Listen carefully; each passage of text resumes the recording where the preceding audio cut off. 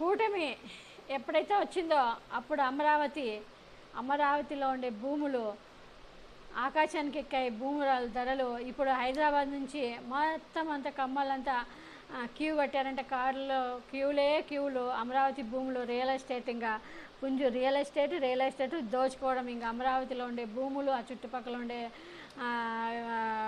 గుంటూరు, విజయవాడ, ఇంకా అక్కడంతా మొత్తము దోచుకోవడము.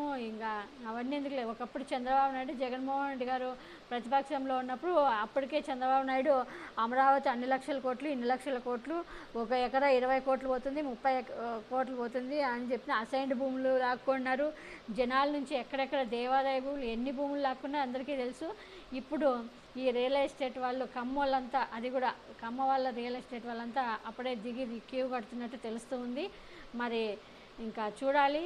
ఎందుకంటే ఇంకా చంద్రబాబు నాయుడు మొత్తం డబ్బులన్నీ అమరావతికే పెట్టేస్తే మరి ఆయన ఇచ్చిన హామీలు మరి ఎన్ని ఉన్నాయో, ఇప్పుడు పెన్షన్ ఇవ్వాలి ఇమ్మీడియట్గా అవ్వతాతలకు ఒక్కోరికి 7,000 ఇలా మరి ఎలా ఇస్తారో చూద్దాం. మేము కూడా కొంచెం టైం ఇస్తాం చంద్రబాబు నాయుడికి, తర్వాత తప్పకుండా క్వశ్చన్ చేస్తాం.